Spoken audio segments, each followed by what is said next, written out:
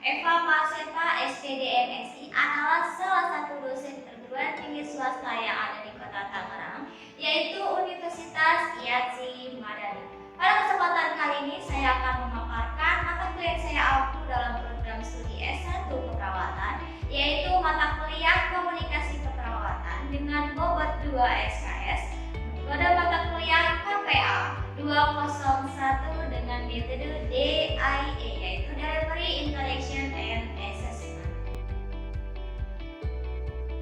Capaian pembelajaran lulusan program studi pada mata kuliah komunikasi keperawatan yaitu mahasiswa mampu melakukan komunikasi terapeutik kepada pasien dan memberikan informasi yang akurat kepada pasien, keluarga pasien, pendamping, penasehat untuk mendapatkan persetujuan keperawatan yang menjadi tanggung jawabnya. Saya akan memberikan deskripsi secara singkat mengenai mata kuliah komunikasi keperawatan. Jadi, mata kuliah komunikasi keperawatan ini diberikan kepada mahasiswa tingkat 1, yaitu semester 2. Pada semester ini, saya mengajar mahasiswa di semester 2A, 2B, 2C, dan 2D. Pada mata kuliah ini sangat penting, merupakan mata kuliah keahlian yang harus diberikan kepada mahasiswa Universitas IATSI Madani. Pada mata kuliah komunikasi keperawatan dengan bobot yaitu 2 SKS, materi yang akan saya berikan kepada mahasiswa yaitu pengertian komunikasi, tujuan komunikasi, pentingnya komunikasi, prinsip komunikasi, unsur komunikasi, bentuk komunikasi, tingkatan komunikasi, teori yang mendasari dalam keperawatan, hubungan komunikasi profesional, unsur dalam komunikasi profesional, komunikasi dalam proses keperawatan, komunikasi terapeutik, dan komunikasi pada situasi khusus. Capaian pembelajaran mata kuliah atau CPMK pada mata kuliah komunikasi keperawatan dengan kode mata kuliah KPA 201 yaitu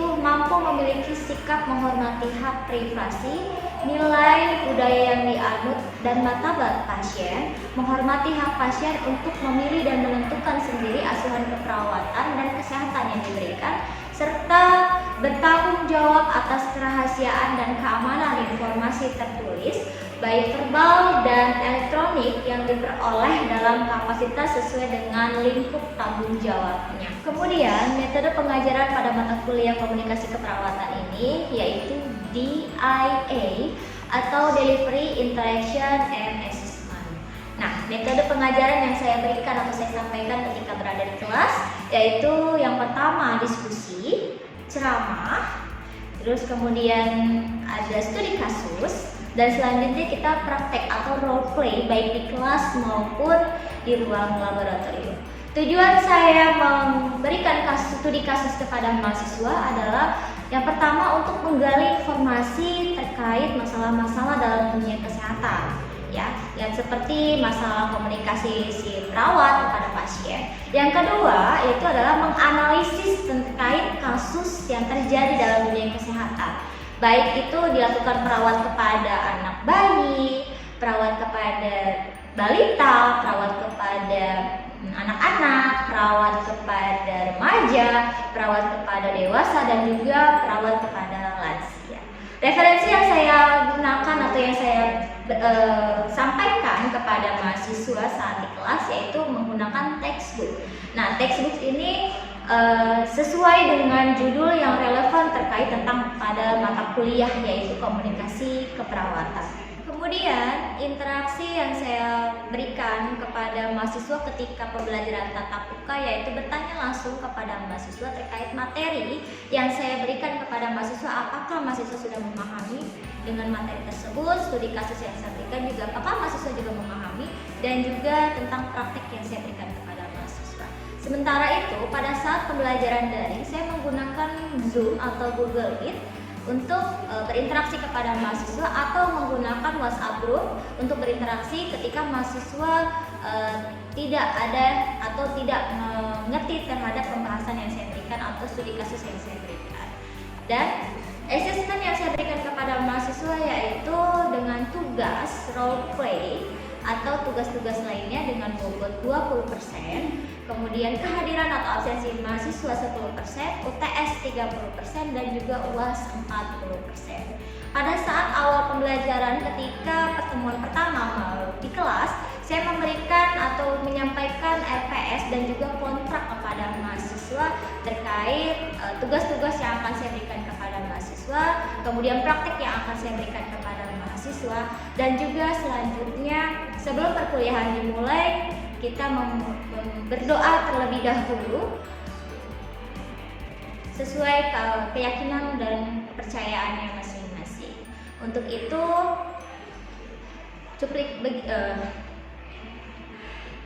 dan berikut adalah cuplikan saya pada saat mengajar di kelas. Selamat menyaksikan. Selamat pagi semua. Pagi. Baik, sebelum perkuliahan hari ini dimulai, lebih baiknya kita berdoa dulu ya. Silakan untuk ketua kelasnya. Baiklah teman-teman, sebelum kita mulai perkuliahan, alangkah baiknya kita berdoa menurut percaya masing-masing. Doa dimulai.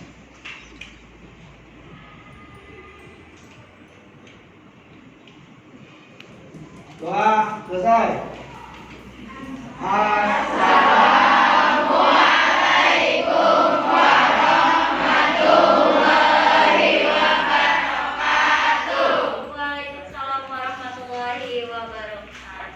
Baik, izinkan saya untuk memperkenalkan diri. Nama saya Eva Marsefa, SPD MSI. Saya adalah dosen yang mengampu mata kuliah Komunikasi Keperawatan 1 dengan bobot SKS yaitu 2 SKS, dan kode mata kuliah adalah KPA 201. Sudah siap belajar? Siap. Baik, jika sudah siap, saya pertemuan pertama ini saya akan membahas tentang RPS supaya kita sejalan dengan apa yang ingin diharapkan ya.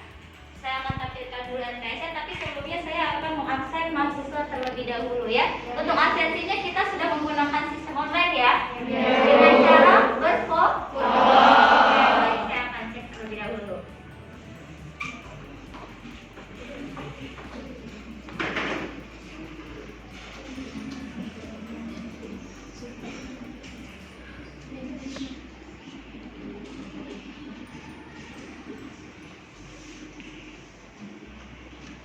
Agus Setiawan, hadir belum absen ya, segera difoto ya Agus.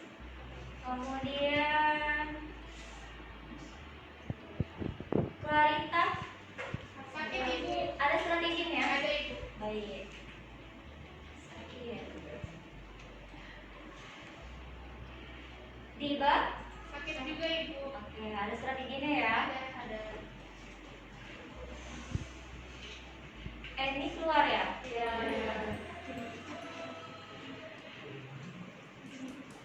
Oke, Agus ditunggu ya untuk fotonya. Baik.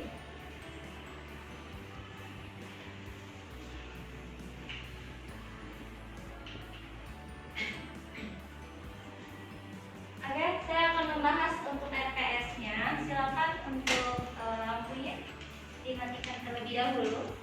Iya, baik. RPS dalam pertemuan kali ini akan saya bahas yaitu tentang CPL program studi. Capaian lulusan program studi itu saya arti dan KK4 mampu melakukan komunikasi terapeutik dengan klien dan memberikan informasi yang akurat kepada klien dan atau keluarga, pendamping, penasehat untuk mendapatkan persetujuan keperawatan yang menjadi tanggung jawabnya. Dan untuk CPMK-nya, capaian pembelajaran mata kuliah, saya ambil dari CPMK 2. Ya, memiliki sikap menghormati hak privasi, nilai budaya yang dianut dan martabat klien, menghormati hak klien, menentukan sendiri asuhan keperawatan dan kesehatan yang diberikan, serta bertanggung jawab atas kerahasiaan informasi tertulis, verbal dan elektronik yang diperoleh dalam kapasitas sesuai dengan lingkup tanggung jawabnya. Jadi ini harus disampaikan supaya nanti arahnya kita tahu bahwa pembelajaran komunikasi keperawatan ini mau kemana arahnya. Ya, untuk mata kuliah ini kita ada dua SKS dengan bobot penilaian bermacam-macam. Perhatikan, untuk bobot kehadiran itu adalah 10%.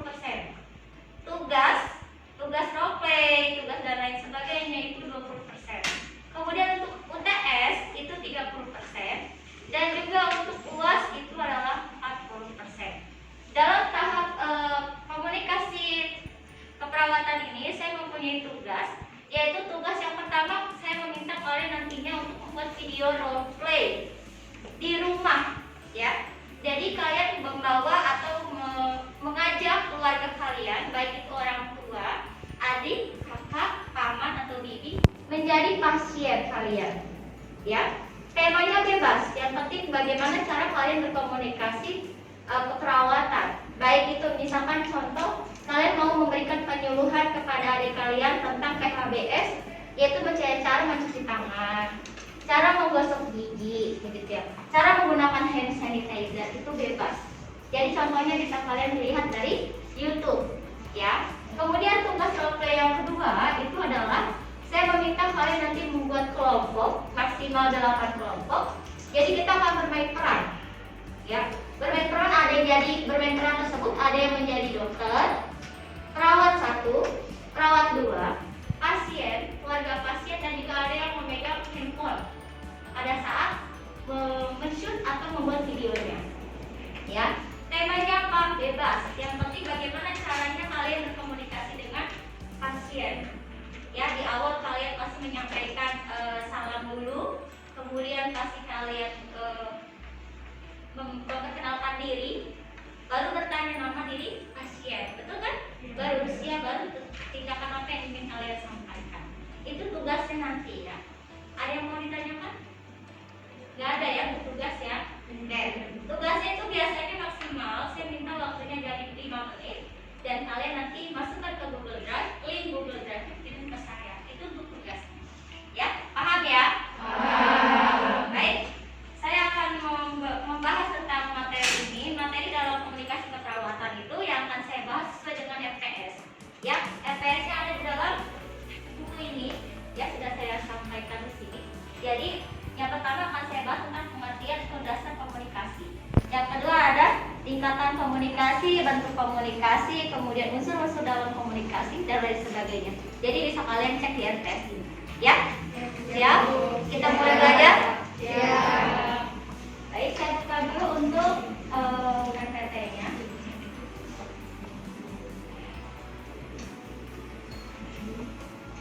Ya. Main point dari pertemuan pertama ini yang akan saya bahas yaitu adalah pengertian komunikasi, kemudian pentingnya komunikasi, komponen komunikasi, dan syarat pesan dalam komunikasi. Ada yang tahu komunikasi itu apa? Tahunya apa garis besarnya? Interaksi, terus percakapan, terus diskusi boleh, terus berbicara, ya itu garis besarnya boleh. Karena nanti kita akan bahas yang lainnya, ya. Oke, kita bahas dulu slide yang pertama. Pengertian komunikasi. Nah, pengertian komunikasi dapat dimaknai sebagai jalannya proses di mana seseorang maupun sekelompok orang menciptakan serta menggunakan sejumlah informasi agar saling berhubungan dengan lingkungan sekitar. Secara umum, komunikasi dapat dilakukan secara verbal serta dapat dipahami oleh kedua belah pihak yang berkaitan. Ya, ini yang namanya komunikasi. Pada saat kalian bertemu dengan pasien atau ada pasien yang mau datang kepada kalian, pasti dia ada komunikasi kan? Selamat siang ibu, mau izin bertanya. Saya punya keluhan. Nah, itu pasti kalian akan sampaikan. Ya, bertanya namanya dulu siapa, usianya berapa. Ya, kalau jenis kami kan udah ketahuan dong. Ya, pasti begitu kalau berkomunikasi. Kalau nggak ada komunikasi, ngapain diem-dieman kok? Betul, ada ngomong diem-dieman. Ada juga yang ngomong patung kan gak ada komunikasi. Betul. Ya, itu namanya harus ada komunikasi. Di dalam hati kita juga kita berkomunikasi. Dalam apa? Kita ngomongin orang bisa jadi.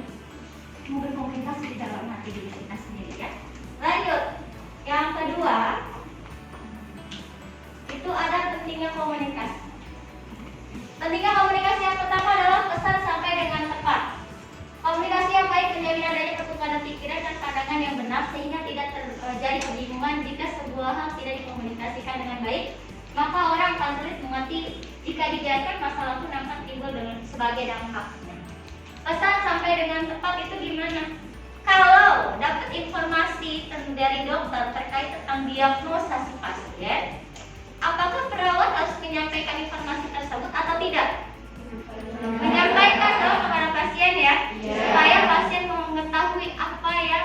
didiagnosa oleh si pasien.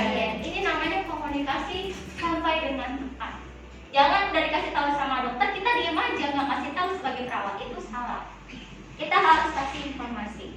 Kemudian contoh, pada saat kalian memberikan atau melakukan tensi, ya, tensi kepada pasien, itu kalian harus sampaikan juga berapa tensinya, normal atau tidak.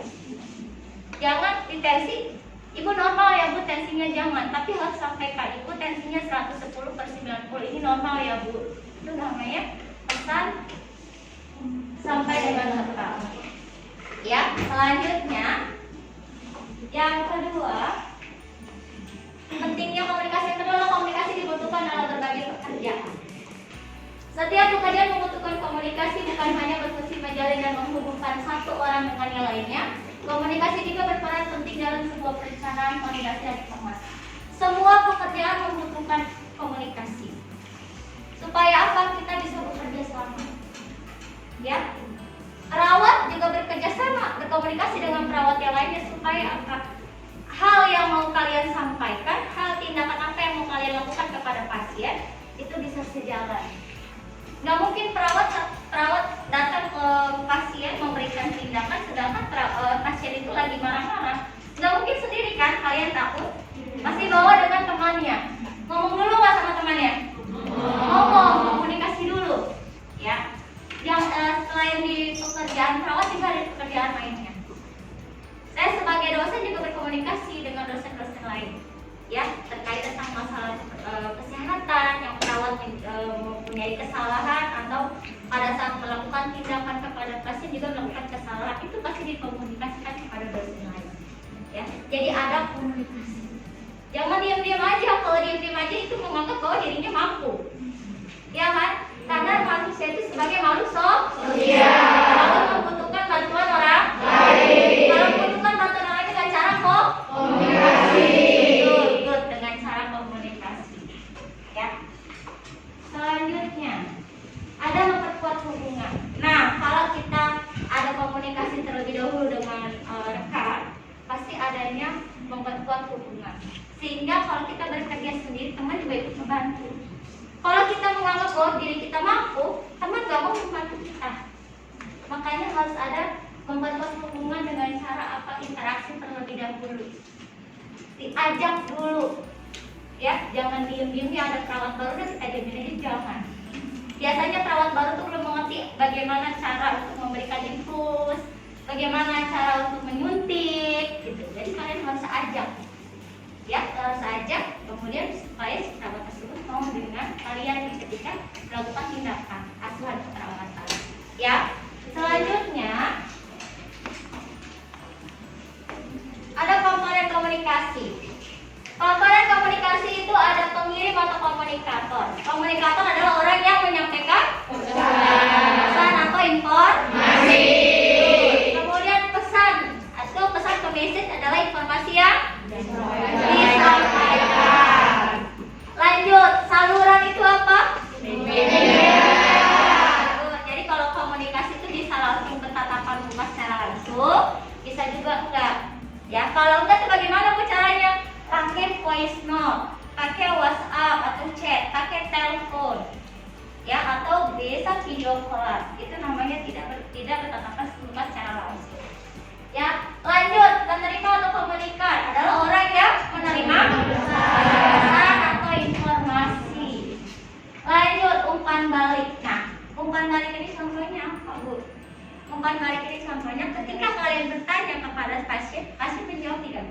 Jawab. Ibu, boleh saya tahu nama ibu siapa? Pasti dia menjawab.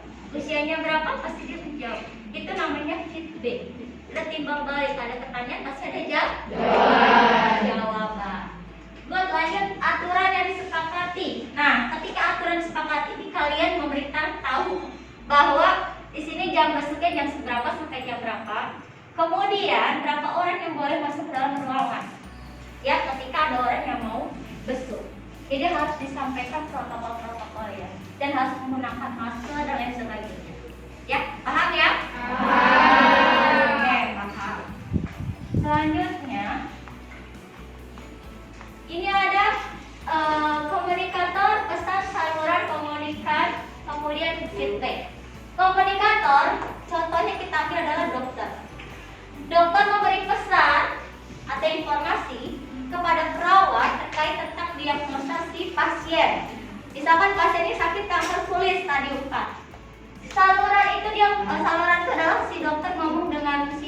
perawat ini langsung menetapkan muka.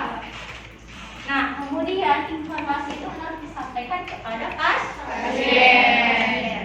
Dan baru ada feedback dari pasien. Pasien pasti nanya, bagaimana caranya supaya saya bisa sembuh?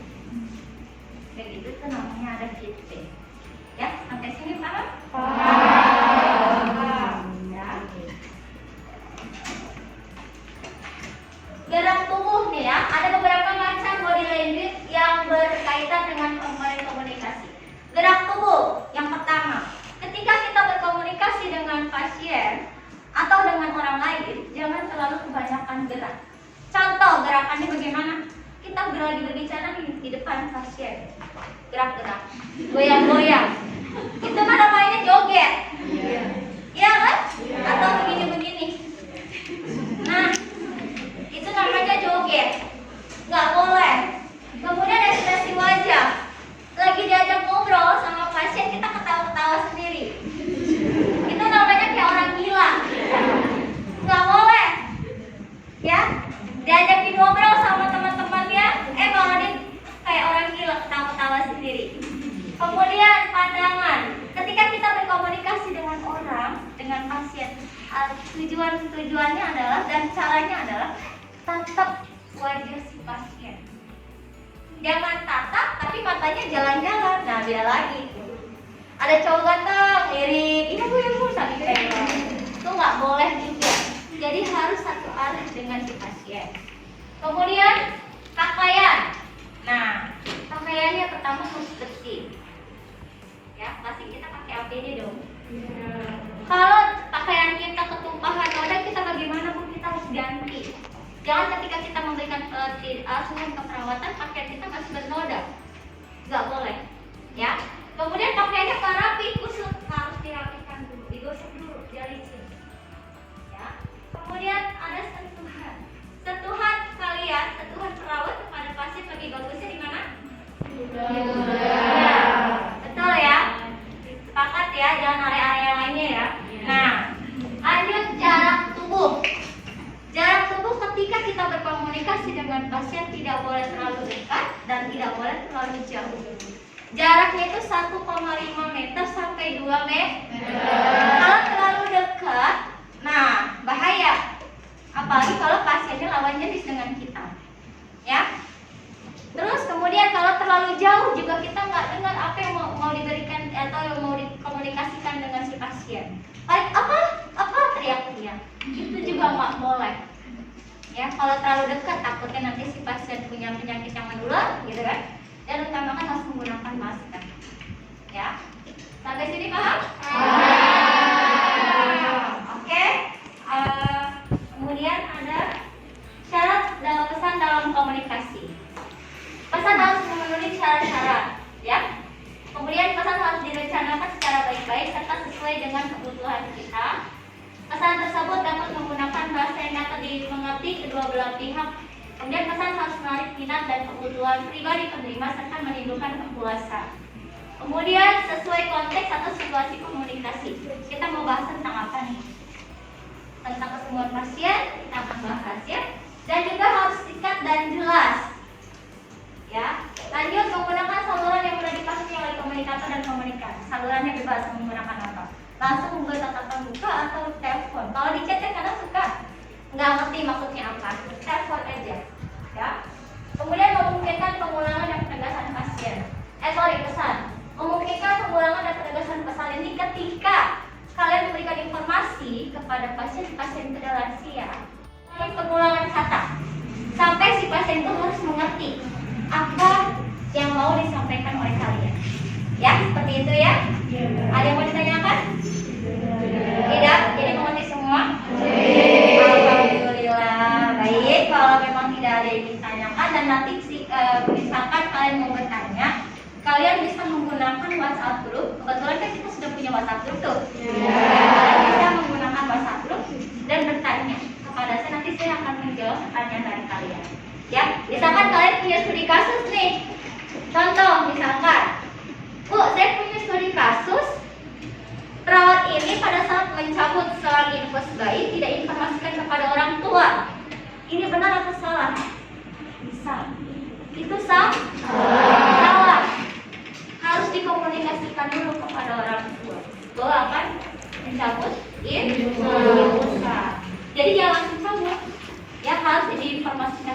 oleh orang tua. Dan kalau misalkan kalian dapat pasien yang dewasa juga harus menginformasikan dulu bahwa nanti akan ada mencabut infus ya.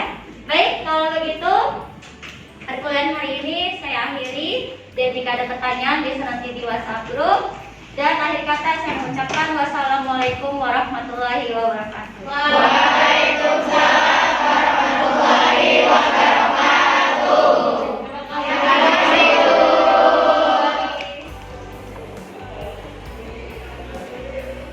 Baiklah, terima kasih sudah menyaksikan video pembelajaran pada saat penyampaian materi saya di kelas. Akhir kata saya mengucapkan wassalamualaikum warahmatullahi wabarakatuh. Salam sejahtera bagi kita